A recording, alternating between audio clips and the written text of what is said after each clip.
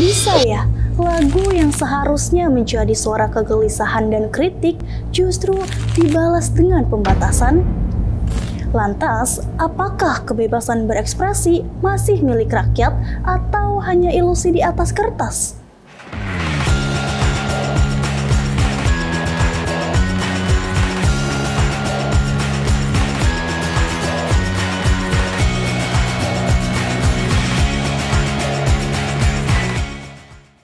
Kebebasan berekspresi telah lama menjadi ancaman bagi penguasa. Belakangan ini, band asal Purbalingga, Jawa Tengah bernama Sukatani mengalami berbagai tekanan setelah menyuarakan kritik terhadap kondisi sosial yang kerap dialami masyarakat. Melalui album Gelap Gempita yang dirilis Durtak Records, band Sukatani menyuarakan kritik melalui lagu Bayar Bayar Bayar yang menyinggung praktik pungutan liar oleh oknum kepolisian. Tepat pada 1 Maret 2025, Sukatani mengunggah pernyataan di Instagram, mengakui bahwa mereka mengalami penekanan sejak Juli 2024. Sebelumnya, mereka sempat dipaksa mengunggah video permintaan maaf yang diduga sebagai upaya pembukaman. Tekanan ini tak hanya berdampak pada kebebasan berekspresi.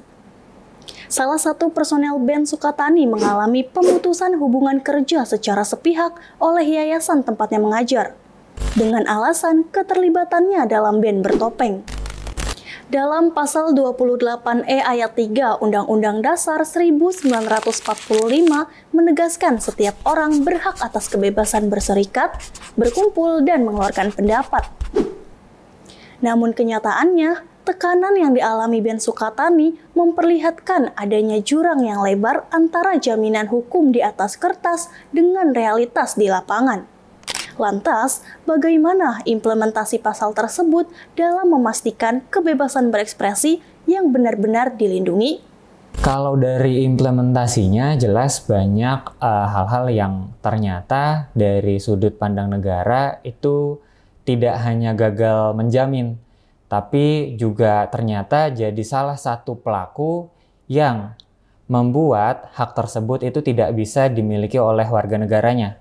Gitu. Kita bisa lihat bagaimana lembaga negara, kepolisian yang justru melakukan intimidasi kepada pekerja seni. Dan juga bagaimana kita juga bisa melakukan advokasi secara struktural. Karena tadi secara konstitusi ada pasal yang tidak berjalan implementasinya di negara kita. Dalam fase 1 tahun ini ada 3 pemberedalan seniman dan di 3 sektor yang berbeda. Dan ini sangat cukup mengagetkan bagi jagat maya dan juga bagi saya juga secara pribadi, bagaimana pemerintahan hari ini tentu kita pandang bahwa sepertinya ya secara halus memang hampir mirip dengan gaya-gaya Orde Baru. Sementara itu, pasal 6 menegaskan bahwa negara wajib menjamin kebebasan berekspresi dan apresiasi seni. Namun, masyarakat justru merasa hak mereka semakin dibatasi, kritik sosial dibungkam, dan demokrasi terancam. Jika kebebasan berekspresi terus direpresi, bagaimana dampak intimidasi terhadap individu yang menjadi korban? Di kasusnya Yosuprapto misalnya, pamerannya batal.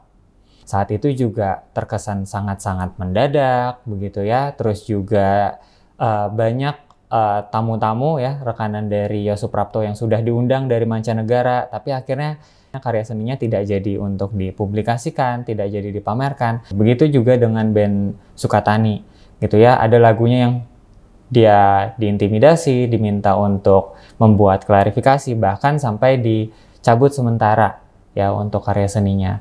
Nah, dari sana juga ya jelas itu akan merugikan bagi pekerja seninya.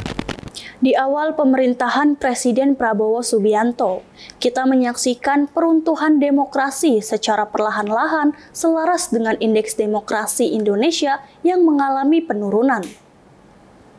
Dalam laporan The Economist Intelligence Unit atau EIU, skor Indonesia turun dari 6,5 pada 2023 menjadi 6,44 pada 2024. Sehingga Indonesia turun ke peringkat 59 dan masuk kategori flawed demokrasi atau demokrasi cacat.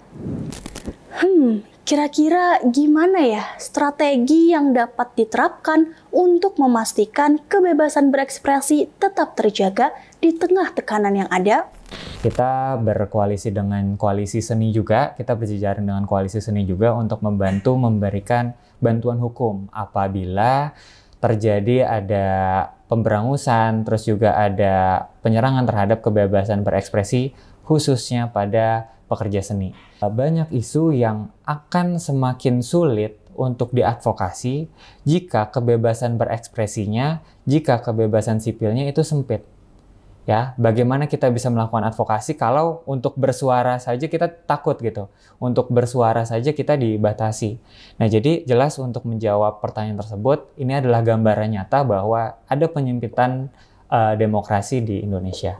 Di tengah berbagai tekanan dan ancaman pembungkaman, ruang kebebasan berekspresi semakin dipertanyakan. Lantas, seperti apa masa depan kebebasan berekspresi di Indonesia? Saya memiliki kekhawatiran yang lebih bahwa sekarang sudah hampir catatan dari imparsial, hampir 2.500 TNI aktif itu sudah masuk ke jabatan sipil. Tentu tidak heran ketika di kemudian hari akan terjadi lagi yang namanya sensor-sensor. Dan kita punya undang-undang yang memang memiliki spesifikasi, yaitu adalah Undang-Undang Nomor 5 Tahun 2017 tentang Pemajuan Kebudayaan. Tentu undang-undang atau peraturan ini menjadi legitimasi bagi seniman untuk memberikan kebebasan berekspresinya dan juga mengekspor karya-karyanya tanpa ada batasan dan tanpa ada pemberedelan itu. Jadi gimana menurut kalian? Apakah kebebasan berekspresi masih bisa dipertahankan atau sudah dikekang kekuasaan?